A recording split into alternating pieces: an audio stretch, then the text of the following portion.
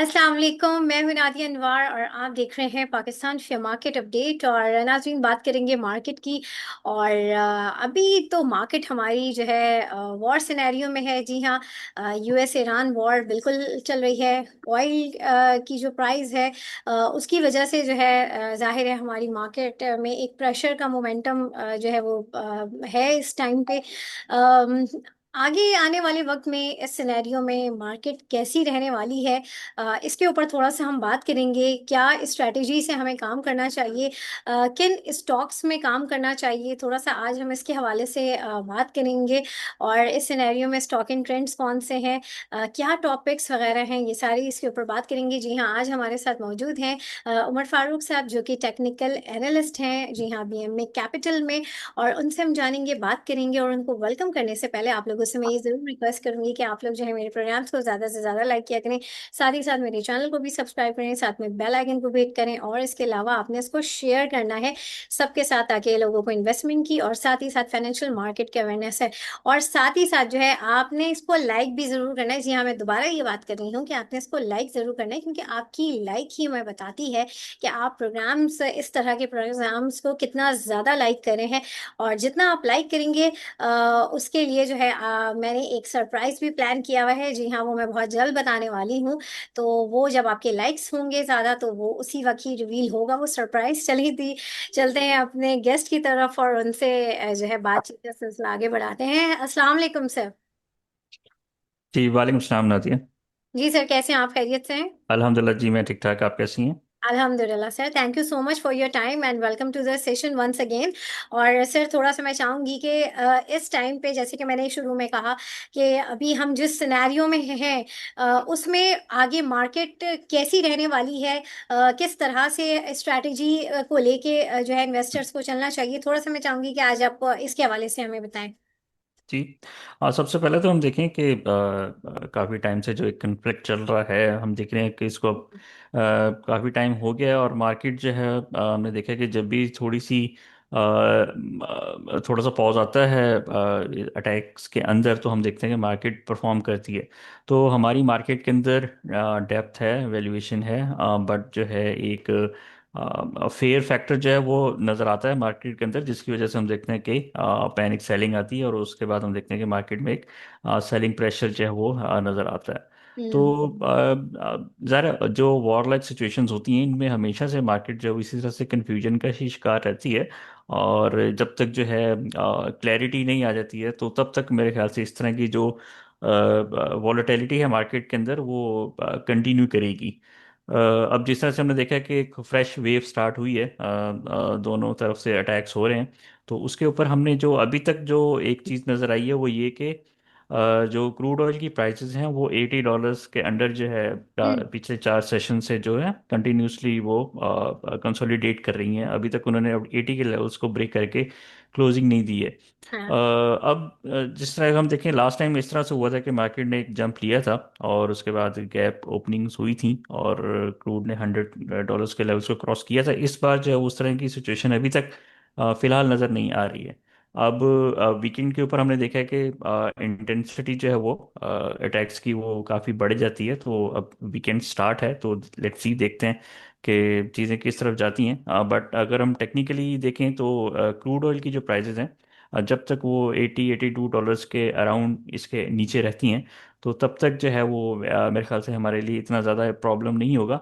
हम्म। Once के ये चीज़, अगर ये स्पाइक होती है प्राइस यहाँ से वापस, तो फिर जो है हमारे लिए थोड़ा सा चैलेंजिंग एनवायरनमेंट जो वो आगे जाके बन सकता है, और फिर उसका डायरेक्टली हम देखेंगे इम्पैक्ट, वो हमारे पीएसएक्स के ऊपर भी नज़र आएगा हमें। बाकी हम जो है वो चार्ट्स पे चलते हैं, और हम अपनी प्लीज। जो है इंडेक्स को चेक कर लेते हैं। हम्म। अच्छा जी, लास्ट सेशन के अंदर हमने डिस्कस किया था कि ये जो एक ब्रेकआउट है, मच अवेटेड ब्रेकआउट था, इसके बाद जो है मार्केट ने अपनी एक रैली बनानी थी, और जो कि रैली जो कैप हुई है अभी जाके 188 के अराउंड हुई है। हमने ये जो लेवल्स मार्क किए हुए थे पिछले टॉप के, तो हमने देखा कि मार्केट ने एग्जैक्टली उस लेवल्स को टच किया, और फिर गैप डाउन के साथ जो है वहाँ से हमने देखा है कि एक रिजेक्शन नजर आई है। तो ये एक काफ़ी सिग्निफिकेंट प्रोग्रेस है कि एक दोबारा से एक प्रीवियस टॉप को टच करना, फिर उसके बाद एक गैप डाउन के साथ वहाँ से रिजेक्शन आना, फिर उसके बाद हमने दोबारा से भी जो गैप डाउन ओपनिंग जो वो हमने देखी हैं। अब देखा जाए तो मार्केट ने अपना जो 174 के अराउंड जो एक रेजिस्टेंस का लेवल था पिछली कंसोलिडेशन के अंदर, मार्केट ने अभी फिलहाल उसी को रीटेस्ट किया, जिसको हम टेक्निकल की ज़ुबान में ब्रेकआउट रीटेस्ट कहते हैं।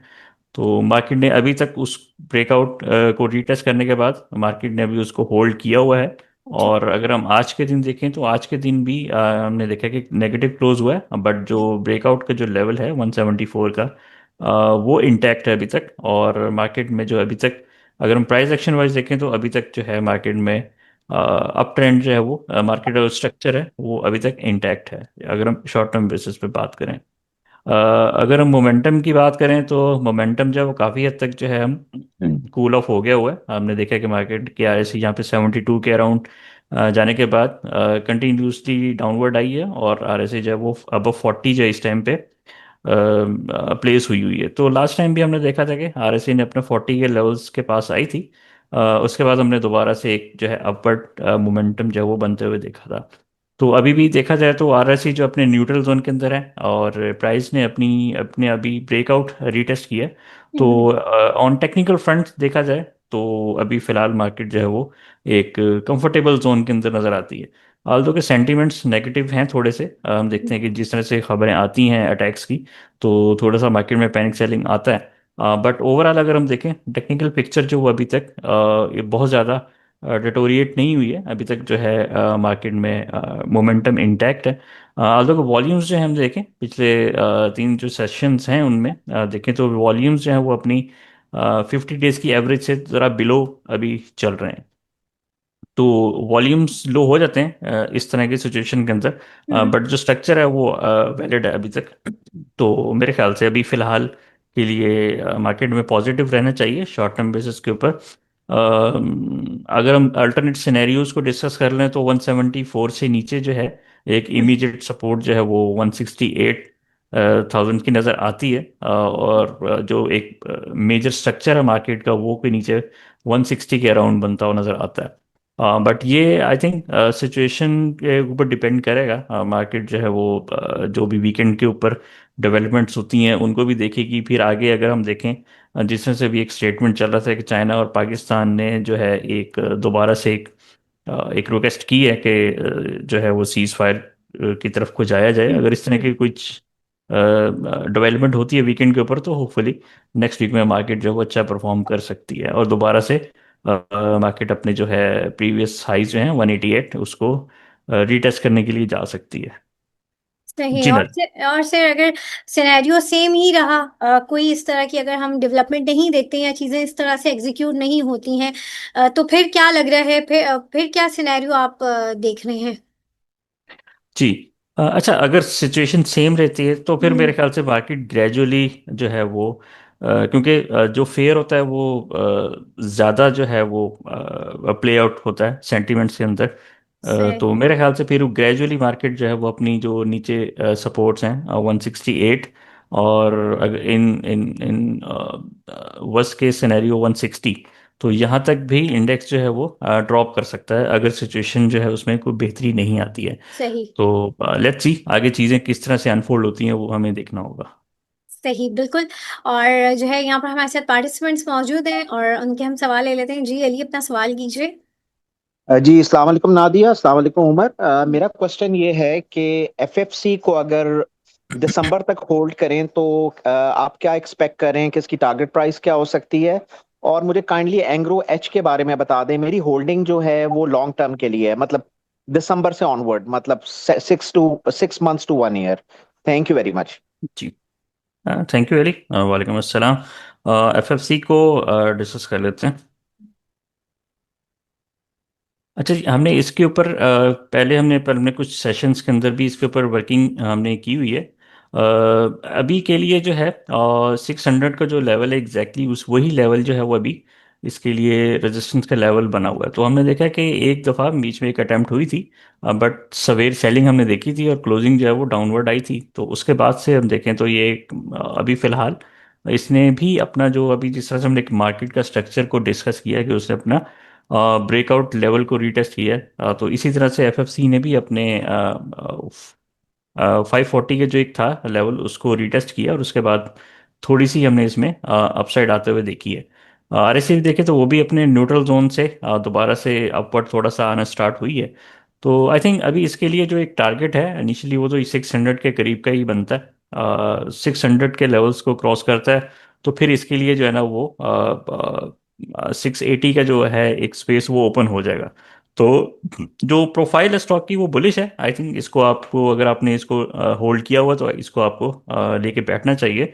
स्ट्रक्चर इसका जो है वो कहीं अगर 500 के लेवल ब्रेक होते हैं कहीं तो फिर जो है हम कह सकते हैं कि ये स्ट्रक्चर इसका वीक हो गया, निकलना चाहिए। बट अभी फिलहाल के लिए ये लग रहा है कि आपको इसको लॉन्ग करके इसमें आपको बैठे रहना चाहिए।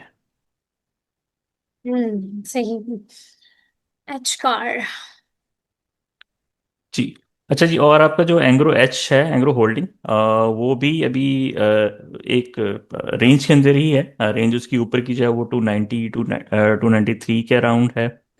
और जो सपोर्ट है वो 250 255 के अराउंड है। तो ये अभी फिलहाल मुझे लग रहा है कि इसी रेंज में ही रहेगा। वंस के ये कि आइदर साइड इसका ब्रेकआउट होता है तो फिर आपको उस साइड पे इसमें एक अच्छी मूव जो है वो बनती हुई नजर आएगी। बट अभी के लिए यही लग रहा है कि यहाँ से अगर कहीं 250 के अराउंड आपको मिलता है तो फिर आप इसको बाय करें, और 280 290 के अराउंड इसमें प्रॉफिट टेकिंग करें। फिलहाल के लिए तो ये इसमें मूव बनती नजर आती है। जी thank you very much Umar. बहुत शुक्रिया। अच्छा सर, SNGP और TPLP के बारे में बता दें, इसका भी सवाल आया है। अच्छा जी, एस एन जी पी हमने देखा है कि थोड़ी इसमें एक अच्छी मूव 100 से स्टार्ट हुई थी। जो एक प्रीवियस इसका जो सप्लाई के लेवल्स हैं 126 128, वहाँ से हमने देखा है कि दोबारा से एक इसके अंदर सेलिंग स्टार्ट हुई है। और इसमें अगर देखें तो काफ़ी हद तक इसमें सेलिंग जो है वो आई थिंक कंप्लीट भी हो चुकी हुई है। एक अच्छी करेक्शन हो चुकी हुई है, उसके बाद एक मॉर्निंग स्टार टाइप की एक फॉर्मेशन जो है वो यहाँ पे बनी है 103 के ऊपर। तो आई थिंक यहाँ पे अगर 103 के स्टॉप लॉस के साथ जो एस एन जी पी को आप यहाँ से लॉन्ग कर सकते हैं। और यहाँ से ये कि एक छोटा सा जो एक ब्रेकआउट रीटेस्ट भी हुआ है, और फिर यहाँ से एक रीटेस्ट के बाद एक मॉर्निंग स्टार कैंडल जो है वो भी फॉर्म हुई है। तो ये एक यहाँ से एक करेक्शन के बाद एक मॉर्निंग स्टार कैंडल का बनना, ये अर्ली इंडिकेशन होती है कि यहाँ से एक ट्रेंड जो है रिवर्सल स्टार्ट हो सकती है। तो आई थिंक यहाँ से आरएसई भी न्यूट्रल होगी हुई है, और जो एक अर्ली साइन भी मिल गया यहाँ से रिवर्सल का, तो होपफुली कि ये दोबारा से 126 के अराउंड दोबारा से अटेम्प्ट कर सकता है आने वाले दिनों में। सही। दूसरा आपका स्टॉक कौन सा स्टॉक था? TPLP। अच्छा, ये टीपीएलपी 12.5 पे आके थोड़ा सा इसमें हमने देखा कि दोबारा से एक सप्लाई इसमें आ रही है। एक दिन इस पर ब्रेकआउट हुआ है इसमें, बट ये है कि वो फेल्ड ब्रेकआउट हुआ। सेकंड पे देखें तो सेकंड अटेम्प्ट में भी तकरीबन उसी तरह से फेल्ड ब्रेकआउट जो इसमें नज़र आ रहे हैं। और अगर हम थोड़ा सा बैक पीछे चले जाएं तो ये 12.5 का लेवल इसके लिए काफ़ी रेजिस्टेंस जो है वो देता रहा पिछले काफ़ी टाइम से। अगर हम देखें तो आई थिंक ये एक स्ट्रॉन्ग लेवल है यहाँ पे। थोड़ा सा इसमें मेरे ख्याल से वेट एंड वॉच करना चाहिए इसके अंदर, क्योंकि यहाँ से अगर हम देखें तो एक आरएससी के साथ एक क्लियर नेगेटिव डाइवर्जेंस जो है वो भी यहाँ पे बनती हुई नज़र आती है। तो ये एक इंडिकेशन है कि यहाँ से शॉर्ट टर्म के लिए ट्रेंड जो है थोड़ा सा यहाँ पे रुक सकता है। यहाँ पे अगर आपने लॉन्ग करना चाह रहे हैं इसको तो आई थिंक 10 रुपए के करीब कहीं आता है तो फिर वहाँ पे आप इसको बाय कर सकते हैं। सही। जी, सादत अपना सवाल कीजिए। अस्सलाम वालेकुम। जी मेरा सवाल है उसके बारे में, लॉन्ग टर्म इन्वेस्टमेंट के बारे में। अभी जैसे हमने इन्वेस्टमेंट की हुई है फंडामेंटली स्ट्रॉन्ग स्टॉक्स पे, बट ये जैसे वॉर स्टार्ट हुई तो ये मार्केट काफ़ी ड्रॉप हो गई थी। तो तो उस वक्त हमें ये बताया जा रहा था कि नहीं, आपने पेनी सेलिंग नहीं करनी, तो उस वक्त हमें क्या करना चाहिए? होल्ड ही रखना चाहिए? आगे दूसरा मेरा ये सवाल है कि ओजीडीसी और मारी में से किस को हम बाय करें और किन रेट्स पे बाय करें? थैंक यू जी। अच्छा देखें, आपने जिस तरह से पहले ही कहा कि आपका जो व्यू है वो लॉन्ग टर्म इन्वेस्टमेंट का है, तो लॉन्ग टर्म इन्वेस्टमेंट के दौरान जो है वो डेली फ्लक्चुएशन जो है, इवन के वीकली फ्लक्चुएशन जो है वो भी जो है वो माइनर कंसीडर की जाती हैं। अब ये आपने देखना है कि आपका जो टाइम होराइजन होराइजन है वो कितना है इन्वेस्टमेंट का। अगर आपने अगले 5 से 10 साल के सिनेरियोज को देखते हुए आपने इन्वेस्ट किया, तो फिर मेरे ख्याल से ये जो फ्लक्चुएशंस किसी भी हालात की वजह से आ रही हैं उसके ऊपर आपको फोकस नहीं करना चाहिए। आप जो आपने फंडामेंटली अच्छे स्टॉक्स जो आपने लिए हैं, उनमें आप ग्रेजुअली आप सिस्टमिक इन्वेस्टमेंट करते रहें थोड़ा। आप जैसे आप लॉन्ग टर्म आपका व्यू है तो आप हर मंथ अपना कुछ ना कुछ सेविंग करके आप कुछ ना कुछ स्टॉक्स हैं वो उसके परचेज करते हैं। क्योंकि अगर आपका व्यू लॉन्ग टर्म है तो फिर आपको इस तरह के जो सिनेरियोज हैं उनके ऊपर आपको फोकस नहीं करना चाहिए। ये तो जो शॉर्ट टर्म ट्रेड करते हैं लोग, उनके लिए ये ज़्यादा कंसर्निंग होती है ये चीज़, क्योंकि उस मार्केट में वॉलेटिलिटी बढ़ जाती है इस तरह की सिचुएशन में। लेकिन लॉन्ग टर्म जो इन्वेस्टमेंट करते हैं उनके लिए आई थिंक जो है इसके ऊपर इतना ज़्यादा फोकस करना नहीं चाहिए। अगर हम लॉन्ग टर्म की बात करें तो लॉन्ग टर्म में मार्केट को अगर हम देखें तो मार्केट जो है वो कंटिन्यूसली देखें, अगर हम देखें तो 2008 के बाद से मार्केट कंटिन्यूसली अपवर्ड ही जा रही है, और अभी तक अगर हम ट्रेंड को देखें तो ट्रेंड मार्केट का ऊपर ही जा रहा है। तो लॉन्ग टर्म में तो आपको हमेशा चीज़ ऊपर जाते हुए नजर आएगी। शॉर्ट टर्म में आपको वोलेटिलिटी नजर आएगी, तो उस वजह से जो है वो मेरे ख्याल से व्यू आपको देखना पड़ेगा आपने कितने अरसे का कितने साल का बनाया हुआ है, उस हिसाब से आपको अपनी चीज़ों को लेकर चलना होता है। और आपने पूछा कि ओजीडीसी और माड़ी। हाँ। अच्छा जी, जी। ओजीडीसी। जी जी, ओजीडीसी ने अटेम्प्ट की थी, यहाँ से ब्रेकआउट हुआ था, बट उसके बाद हमने देखा है कि वापस जो है वो अपने लेवल से नीचे गिर गया हुआ है, और यहाँ से एक वापस अपनी एक सपोर्ट इसकी जो है इमीडिएट 313 और 310 के अराउंड आई थिंक यहाँ पे आता है। तो फिर आपको इसको अगर आपने लेना चाह रहे हैं इसको तो आप इसको ले सकते हैं यहाँ से इसको। मेरे ख्याल से 305 या 300 के अराउंड अगर हम कर लें तो आपका स्टॉप लॉस होना चाहिए। अगर उसके नीचे कहीं गिर जाता है तो फिर थोड़ा सा इसके लिए ट्रबल हो सकती है आगे जाके, और फिर ये 275 और 260 तक भी नीचे गिर सकता है। बट अगर इसमें यहाँ पे आपको 300 के अराउंड 310 के अराउंड सपोर्ट मिलती है तो ये वापस जो है 334 335 के लेवल्स को अटेम्प्ट करेगा। वंस के 335 के लेवल्स को ये अटेन कर लेता है, वहाँ पे मेंटेन रहता है, और उसके बाद एक्टिविटीज़ में स्टार्ट होती है, तो फिर ये अपने क्योंकि ये ऑलरेडी अपने लॉन्ग टर्म जो ऑल टाइम हाइज हैं उसको ये टेस्ट करके आया हुआ है नीचे, तो इसमें काफ़ी प्रोबेबिलिटी है कि यहाँ से ये फर्दर ऊपर जा सकता है।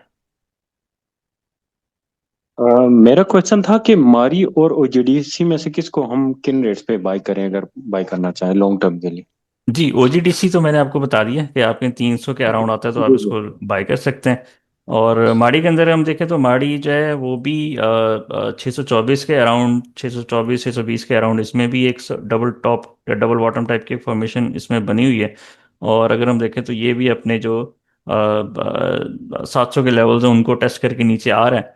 तो मेरे ख्याल से ये कहीं आपको 620 25 के अराउंड का ही मिलता है, तो फिर इसको भी आप लॉन्ग टर्म के लिए लेके बैठ सकते हैं। ठीक है सही। जी, थैंक यू थैंक बहुत शुक्रिया। जी मोहम्मद उमर, अपना सवाल करें।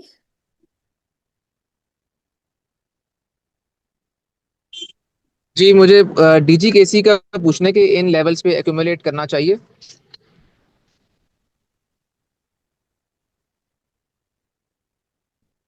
अच्छा उमर, डीजीकेसी जो है अभी हमारी जो है कुछ 2 3 वीक्स पहले की हमारी कॉल थी एक, इस ब्रेकआउट के बाद 206 से, तो हमारा टारगेट जो है वो अभी इसका था 240 का। वो जस्ट बिलो जो है वो टच करके तो डीजी अभी नीचे आया है। तो आई थिंक इसको अगर आप लेना चाह रहे हैं तो बिल्कुल आप इन लेवल्स के ऊपर इसको ले सकते हैं।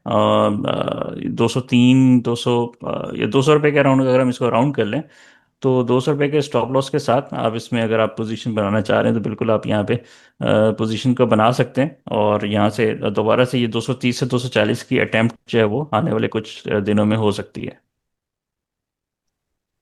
जी थैंक बहुत शुक्रिया जी। जी वसीम जावेद, अपना सवाल करें।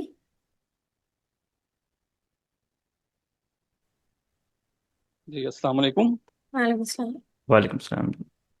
मुझे पूछना ये था कि जो लॉन्ग टर्म इन्वेस्टमेंट होती है उसमें भी एग्जिट पॉलिसी क्या क्या होनी चाहिए, मतलब अपने एक्सपीरियंस की बेस पे आप बताइएगा कि अगर हम कोई स्टॉक लेते हैं और उसको हम 5 साल के लिए या इससे ज़्यादा के लिए होल्ड करते हैं तो उसमें हम्म। से एग्जिट कैसे करना चाहिए, देखिए किस जो तरह से टेकिंग करनी चाहिए।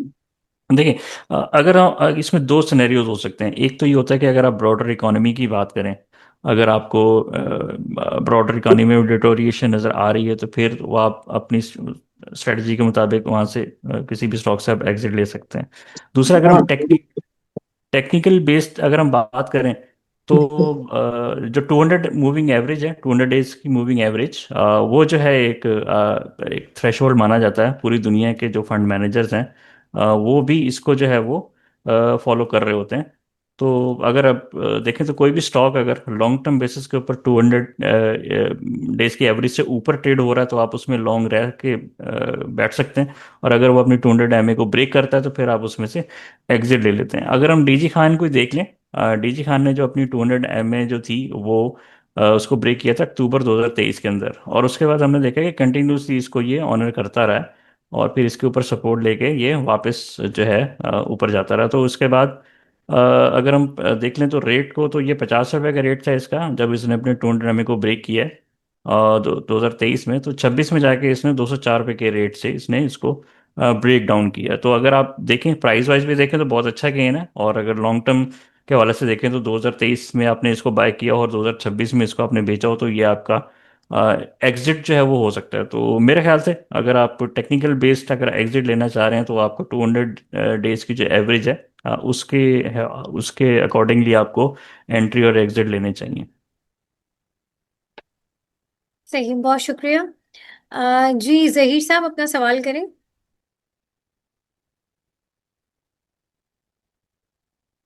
अच्छा जी, फहद अपना सवाल करें। अस्सलाम वालेकुम सर। वालेकुम सलाम। सर मुझे मालूम करना था एनसीपीएल के बारे में। अभी आई थिंक इसकी कोई न्यू वेरिएंट के लॉन्च की भी कोई न्यूज़ है, J6 रीफ करके। और सेकेंडली मुझे सी एनर्जी के बारे में मालूम करना था। Thank you sir. जी, अच्छा, जो एनसीपीएल है वो तो हमने देखा है कि काफ़ी अरसे से एक एक बेरिश रेंज के अंदर ही मैं कहूँगा इसको ये चल रहे हैं दोनों ही एनपीएल और एनसीपीएल। तो ये जो लेवल्स यहाँ पे हमने देखा है कि लास्ट टाइम भी इसी लेवल्स पे 55-56 के अराउंड जो एक हमने इसमें पुल बैक देखा था। बट वो पुल बैक जो है वो एक करेक्टिव पुल बैक ही साबित हुआ, और उसके बाद हमने देखा कि इसने अपनी डाउनवर्ड मूव जो है उसको कंटिन्यू रखा है।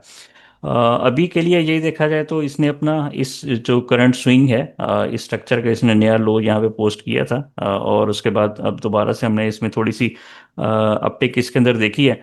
और इसका मोमेंटम देखा तो मोमेंटम जो है वो भी बेरिश साइड पे शिफ्ट हो गया। वो हमने देखा कि यहाँ पे आर एस 60 के लेवल्स को क्रॉस नहीं कर पाई, और उसके बाद वापस उसने 40 से नीचे ब्रेक डाउन भी कर दिया हुआ है। तो आई थिंक जब तक आपका जो है जो एक 68-69 के जो लेवल्स हैं प्राइस वाइज ये इसके ऊपर ब्रेकआउट नहीं हो जाता, तो तब तक मेरे ख्याल से आपको थोड़ा सा अवॉइड करना चाहिए स्टॉक से।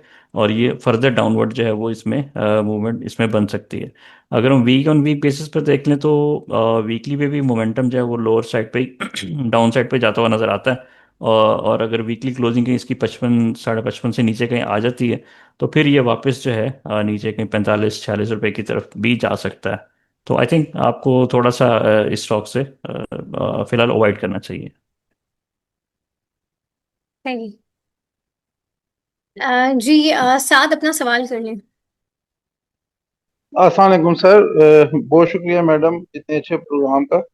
अच्छा सर, मुझे पीआरएल और इसका हास्कोल का एनालिसिस कर दें प्लीज, टेक्निकल एनालिसिस। अच्छा जी, पीआरएल जो है इसने बहुत अपनी टाइम से जो एक रेजिस्टेंस थी इसकी 39 से 40 के अराउंड, तो इसने वो इस वीक में ब्रेक की है। और एक बहुत अच्छी इसने वॉल्यूम्स के साथ यहाँ से हमने देखा है कि इसने ब्रेकआउट भी दिया है। तो आई थिंक ये अब यहाँ से इसका जो एक पुराना जो लेवल था आई थिंक वो अब यहाँ से मैं इसको अगर थोड़ा सा यहाँ पे लगा लूँ तो एक 44 रुपये 25 पैसे से ऊपर आज की क्लोजिंग हो गई है।